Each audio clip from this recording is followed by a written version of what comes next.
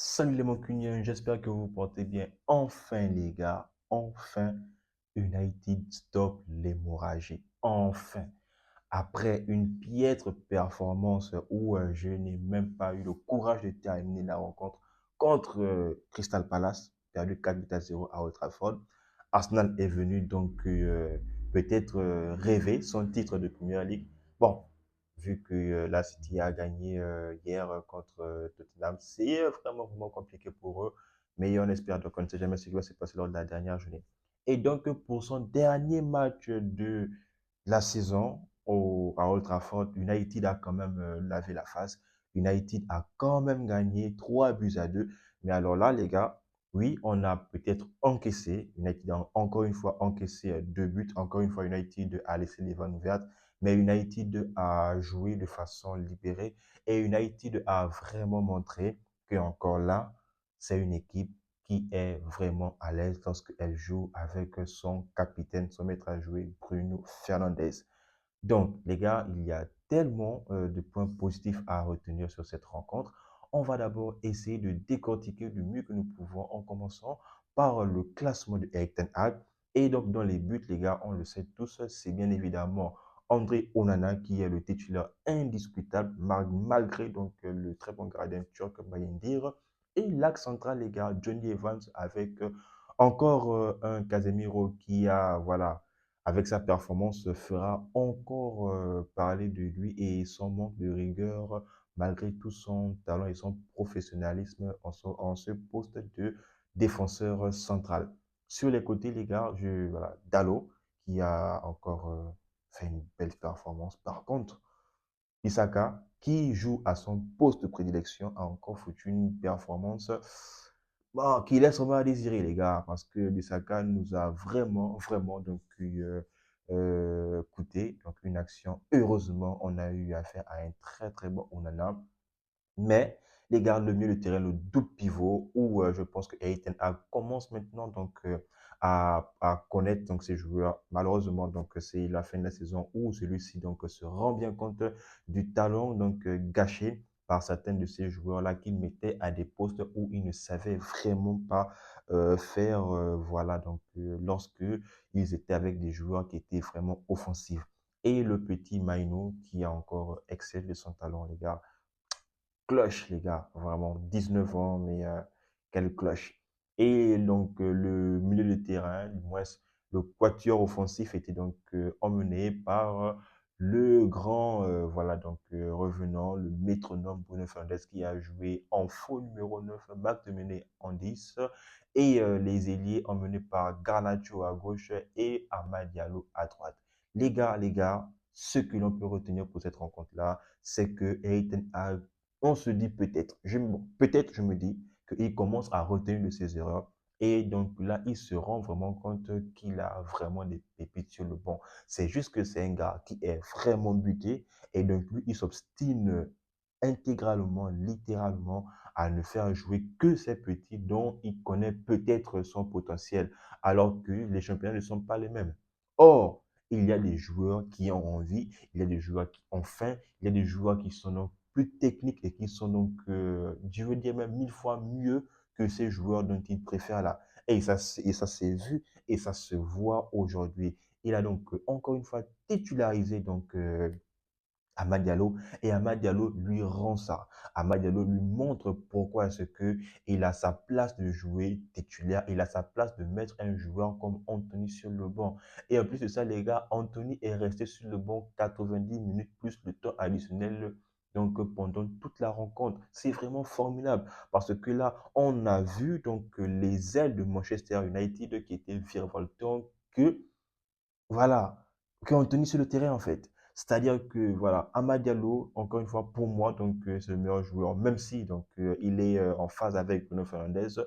Mais je vais y revenir donc sur le match de Bruno Fernandes. Mais donc Amad Diallo, les gars, donc que ce soit techniquement, que ce soit tactiquement, c'est vraiment un très bon joueur. Et c'est un joueur qui apporte constamment donc du danger face à l'équipe adverse. Sur le côté gauche, donc Garnacho a fait le taf, même si il y avait donc vraiment des déchets lors de la finition, mais pendant donc de la rencontre, au moment où il s'agissait donc de mettre à mal l'équipe adverse qui est donc Newcastle, qui n'est pas une petite équipe, les gars, parce que donc Newcastle, depuis la finale que United a remportée en Carabao Cup, Newcastle et United font les tours à se frapper. Tantôt c'est United qui gagne, tantôt c'est Newcastle qui gagne, et vice-versa. Donc là, c'était donc un très beau match des équipes qui vivaient, des équipes qui attaquaient à outrance, que ce soit United ou encore Newcastle. Mais donc, comme dans le foot, on ne sait jamais donc ce qui va venir, ce qui va arriver, ou encore donc qui fera mal au moment donc opportun. C'est carrément au moment où voilà donc Newcastle dès le début du match avait bien évidemment le monopole sur le ballon, mais les gars donc avec un très très bon soutien à Amrabat, même si lors de ces très rares actions, donc là on compte même les actions où il nous a coûté des buts, mais il nous a sauvés, les gars. Il nous a gratifié. Donc, d'un contre 3 contre un. Donc, je pense que c'est qu'il y avait, bon, à la finition, c'était Alexander Isaac. Je pense qu'il y avait Gordon et puis un autre joueur, voilà, qui essayait de marquer le but, je pense, égalisateur pour le 2 partout face à Manchester United. Mais les gars, donc, une très, très bonne lecture défensive de Amrabat a vraiment empêché voilà, de voir Newcastle revenir à la marque. Donc, on a eu un très, très bon Amrabat. Il a fait quelques erreurs techniques qui ont été voilà, donc, effacées par sa très belle performance et aussi le nombre incalculable des ballons qu'il a pu donc arracher et intercepter donc, pendant la rencontre. D'ailleurs, il a joué tout le match. Lorsqu'il il était sur le terrain, même Johnny Carrera l'a dit, les gars. Le commentateur lui-même l'a dit, lorsqu'il joue à son poste, là, il montre vraiment tout son potentiel. Mais lorsqu'il n'est pas à son poste, surtout lorsqu'il jouait latéral gauche, non seulement il est lent, mais aussi il n'a pas la facilité donc, de se retourner comme le fait un vrai latéral de formation. Mais alors là, c'est vraiment compliqué. Mais lorsqu'il est à son poste de sentinelle, encore une fois, les gars, malgré les déchets, il nous a vraiment aidé dans la récupération. Même si Casemiro derrière, donc c'est vraiment brouillon, ce n'est vraiment pas son poste, mais il a fait le taf. Maïno devant à ses côtés. Donc, avec ses projections qu'il faisait donc constamment, le fait que Bruno Fernandes donc était faux neuf tantôt venait donc jouer pour essayer de trouver les espaces entre ses ailiers et son attaquant parce que c'est Marc Dominé qui a vraiment joué en attaque. C'était vraiment le pointeur. Mais les gars, donc Marc Dominé m'a surpris quand même parce qu'il a réussi à faire une transversale que je ne m'attendais même pas à ce qu'il fasse. Il y a lui et il y a Van Bissaka. Ce tocard-là aussi de Bissaka, bizarrement, je ne sais pas, avec ce type de joueur-là, donc avec Bissaka, je pense qu'au moins, lors de la première partie de la saison, je pense que vous êtes. Donc, il y aura quand même une majorité de supporters de Manchester qui pensent que Bissaka a fait donc un très très bon début de championnat. Mais au fur et à mesure que l'intensité certainement donc augmentait, voilà, celui-ci a régressé donc en niveau et ça s'est vu. Mais celui-ci, il m'a blasé. Il m'a blasé parce qu'il a réussi à couper un citron. Et McTominay a réussi à prendre donc le ballon de la tête, même si les gars, donc ce n'était pas puissante et que ça n'a pas donc emmené un but. Donc les gars, Bruno Fernandes, comme je l'ai dit les gars en amont, Bruno Fernandes, c'est vraiment le maillon fort de Manchester United. Ça s'est vu et ça se voit. Maintenant, il y a peut-être deux facteurs. Le fait qu'il n'a pas donc joué les deux précédents matchs, c'est peut-être un bien pour nous. Un bien pourquoi? Parce que cela a permis à Bruno Fernandes donc de ne plus enchaîner et de se reposer. Le simple fait que Bruno Fernandes soit reposé a fait en sorte qu'il reste toujours lucide pendant toutes ses actions. La preuve, les gars, lorsque il fait la passe à Højlund pour marquer le troisième but. Si Bruno Fernandes donc enchaînait, sachant qu'on le connaît donc comme un joueur qui voilà essaie très très très rapidement de lancer ses ailiers vers voilà, donc une contre-attaque fulgurante. Aujourd'hui, les gars, le moins que l'on puisse dire, c'est que Bruno Fernandes donc, a pris toujours le soin, a pris le temps de faire et bien d'adresser le bon centre au bon moment à tous ses coéquipiers.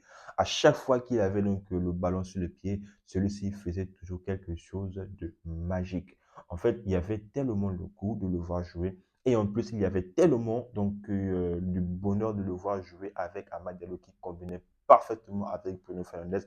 Donc, non seulement donc, il est technique, mais aussi il combinait parfaitement avec Kobe Maino. C'est-à-dire que Bruno Fernandes, Kobe Maino, Soufiane Amrabat. Donc, pour moi, ces trois-là ont vraiment sorti un match spectaculaire. N'oublions pas aussi que Onana, les gars, nous a sauvés. Oui, United encaisse. Oui, United va continuer à encaisser. Mais, reconnaissons, les gars, il faudrait reconnaître qu'avec Manchester United, avec donc la défense qui se remanie encore et encore, heureusement que c'est l'avant-dernier match. Heureusement que c'est l'avant-dernier match. On a vu un certain Rashford sur le banc en train de se ranger les ongles. Voilà, donc j'espère qu'il a vu les performances donc, de ces petits, que ce soit Garnacho ou même encore que ce soit voilà, donc, Diallo. Parce que oui, Garnacho n'a vraiment pas été n'a vraiment pas été bon comme d'habitude, mais il apporte toujours sa vivacité, il apporte toujours du danger. Et c'est ce que l'on demande. C'est ce que au moins donc, les supporters de Manchester United demandent à un certain Anthony. Heureusement que Tena commence à comprendre qu'il peut s'en passer de lui. Ça, c'est vraiment, vraiment une très bonne chose. Et en ce qui concerne donc le dynamisme, en ce qui concerne donc le fondement du jeu, pour moi, les gars, j'ai trouvé Manchester United donc limpide. J'ai trouvé Manchester United vraiment cohérent dans ses idées avec des attaques placées avec des contre-attaques qui étaient vraiment placées et avec des actions qui finissaient toujours et qui mettaient vraiment à mal cette belle équipe-là du Newcastle. Parce que oui, il faut donc le reconnaître, les gars. Newcastle, cette saison, je pense que cette saison, ils ont joué avec les champions, avec le groupe où il y avait le Milan, Dortmund et le Paris Saint-Germain. Donc, ils ont fait une très belle performance. Il y a eu donc des blessés, donc voilà. Et aussi, ils ont eu leur lot des absents qui étaient vraiment donc, performants la saison dernière. Mais là, les gars, on a montré quand même qu'on avait, je veux dire, du caractère pour notre dernier match à Old Trafford. On a gagné. Pour notre dernier match à Old Trafford, on a donc montré qu'on pouvait au moins rêver. Parce que, voilà, on met le premier but, on nous égalise avec un Anthony Gordon qui a vraiment fait la misère à Casemiro. Vraiment, Casemiro, lorsqu'il est défenseur, c'est vraiment pas la joie. Pour ceux-là qui continuent de jouer à la PlayStation, voilà, au FIFA, donc je ne vous conseillerais pas donc, de le mettre en défense parce que c'est une lock. À chaque fois qu'il y avait un contre Gordon, Gordon le mangeait. D'ailleurs, le but que Gordon met, voilà, c'est un but où Casemiro ne le voit clairement pas. Voilà, il n'a pas ces réflexes-là de regarder derrière lui s'il y a un attaquant qui est toujours là pour voilà, marquer, mettre un pied à l'affût. Donc, heureusement, on a eu une défense, je veux dire, compacte, avec les moyens de bord, avec un Casemiro qui ne joue pas son poste, je le rappelle encore une fois, même s'il est pathétique, mais il fait de son mieux et avec un Johnny Evans voilà, qui a vraiment joué avec son expérience. Mais les gars, le plus gros événement, c'est donc le retour de Licha.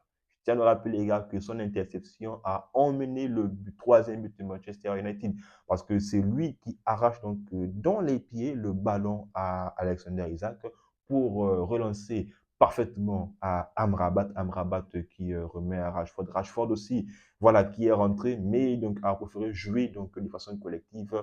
Et puis donc la fin donc on la connaît. Bruno Fernandes donc à la 84e minute, je crois. Donc attention au ballon à Højlund. Højlund qui est resté sur 7-8 matchs ou 9 matchs sans marquer, avec un but, a réussi donc à mettre un second but. Et voilà, c'est un ouf. Donc, je pense que la saison, avec ses hauts et ses bas, donc on termine quand même donc bien la saison avec une victoire à la maison. Je pense que c'est le plus important. Et les gars, donc fait majeur, c'est donc l'officialisation des deux départs de Manchester United, en l'occurrence Anthony Martial qui voilà, finalement va partir définitivement de Manchester United. Depuis son arrivée en 2015, bah, il n'a même pas atteint 100 buts toutes compétitions confondues. C'est un gâchis, je dirais, mais bon. Et aussi donc les adieux de Raphaël Varane, donc Varane qui a voilà permis à Manchester United de remporter donc un titre après 7 ans, donc de disette sans avoir remporté le moindre titre. Et aussi les gars donc Casemiro, un peu Eriksen et voilà Rashford qui ont participé voilà donc à cette belle victoire là. de Manchester United.